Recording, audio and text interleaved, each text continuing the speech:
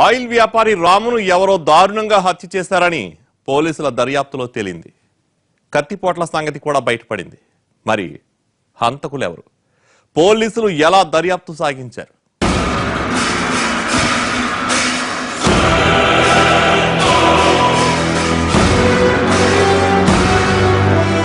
చూడండి, మీరేం చేస్తారో నాకు అనవసరం, నా 5 లక్షలు నాకు ఇవ్వాల్సిందే అంటూ రాము భార్యతో గొడవపడి వెళ్తున్న వరదరాజును పోలీసులు అరెస్టు చేశారు.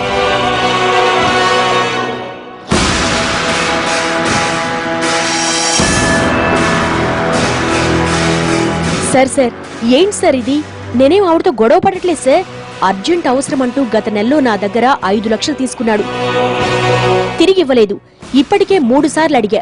ఇంతలో అతన్ని ఎవరో చంపేశారు. మరి నా డబ్బు సంగతి ఏంటి సార్? నేనేమైపోవాలి? అందుకే ఆయన భార్యను గట్టిగా అడిగాను అన్నాడు వరదరాజు. రాము డబ్బెందుకు అడిగాడో మీకు తెలుసా అని ప్రశ్నించాడు ఎస్ఐ. వ్యాపార అవసరాల కోసం అన్నాడు. సాటి వ్యాపారని తెలిసినోడే కదా అని ఇచ్చాను సార్ అన్నాడు వరదరాజు. మీ దగ్గర రెగ్యులర్ గా డబ్బులు తీసుకుంటూ ఉంటాడా అని డౌట్ గా అడిగాడు ఎస్ఐ. లేదు సార్, ఎప్పుడు తనే అందరికీ ఇస్తూ ఉంటాడు.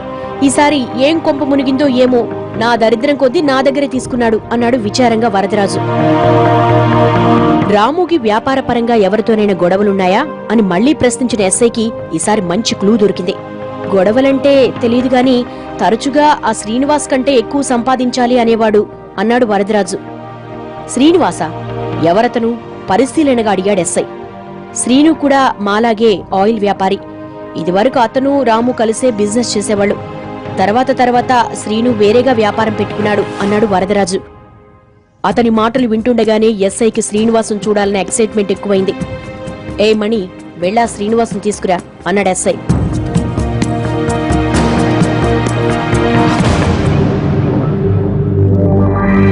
శ్రీనివాస్, రాముతో వ్యాపారం ఎందుకు మానేశావు అని అడిగాడు ఎస్ఐ.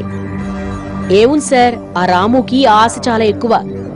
కల్తీ వ్యాపారం చేద్దామన్నాడు. దానికి నేను ఒప్పుకోలేదు. ఇద్దరికీ తేడా వచ్చింది. నా బిజినెస్ నేను చేసుకుంటున్నా అన్నాడు శ్రీనివాస్. రాముతో మీకేమైనా గొడవలున్నాయా అని అడిగాడు ఎస్ఐ. అలాంటివేమి లేవు, ఎవరి బిజినెస్ వాళ్ళదే అన్నాడు. శ్రీనివాస్ సమాధానాలకు కన్విన్స్ అయినా ఎక్కడో ఏదో డౌట్ కొడుతూనే ఉంది ఎస్ఐకి. చూడండి, రామును ఎవరు చంపారో తెలియాలంటే మీరు నిజం చెప్పి తీరాలి. ఏ భర్త అయినా రహస్యాల్ని ఎంతో కొంత తన భార్యతో పంచుకుంటాడు. భయపడకుండా ఏం జరిగిందో చెప్పండి అన్నాడు ఎస్ఐ. మీకు ఇదివరకు అన్నీ చెప్పాను, ఇప్పుడు కొత్తగా ఏం చెప్పను? నిజంగానే నాకు వ్యాపార విషయాలేమీ చెప్పేవాడు కాదు. పైగా నాకు వాటిపై ఇంట్రెస్ట్ ఉండదు. కాకపోతే తన పార్ట్నర్ అయిన శ్రీనివాస్ కంటే తక్కువగా బతకూడదని స్ట్రగుల్ అయ్యేవాడు. ఎస్ఐకి తనను ఎవరో ఫాలో అవుతున్నారని డౌట్ వచ్చింది.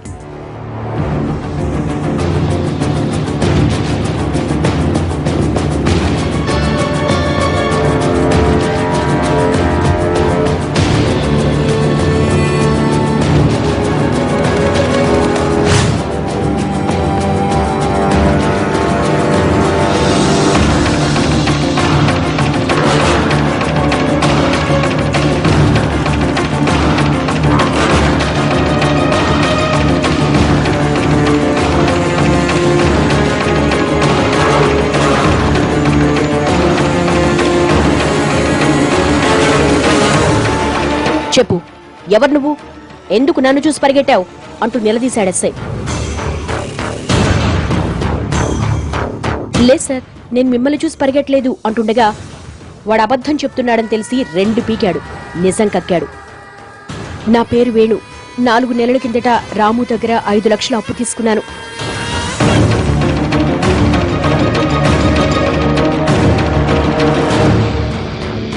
ఆ డబ్బు ఎలా తీర్చాలో అర్థం కాలేదు.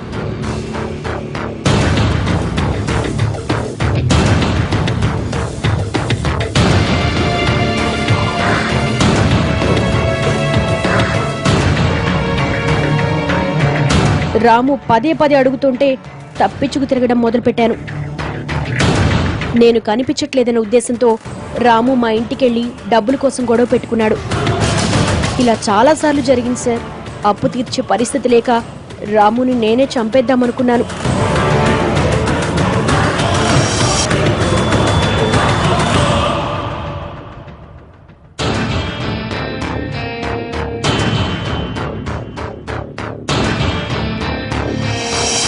రౌడీ మల్లిగాడికి 2 లక్షలు ఇచ్చాను.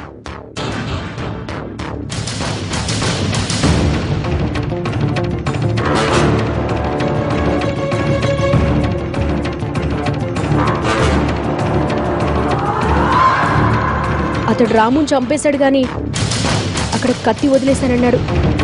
ఆ కత్తి మీకు దొరకడంతో హత్య నేనే చేయించానన్న సంగతి మీకు తెలిసిపోయిందేమోనన్న భయంతో మిమ్మల్ని గమనిస్తూ వస్తున్నాను అన్నాడు వేణు.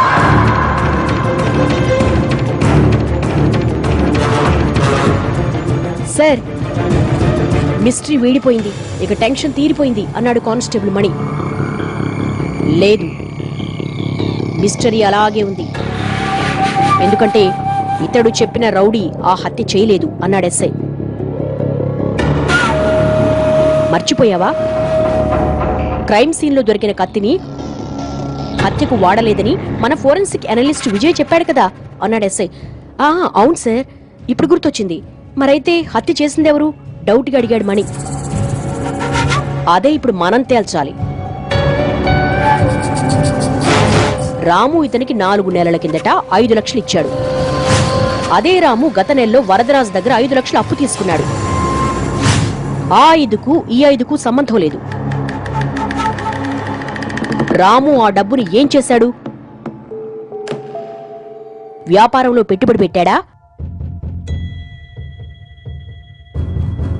ఈ విషయాలు తెలిస్తే అసలు హంతకులెవరో బయటపడతారు.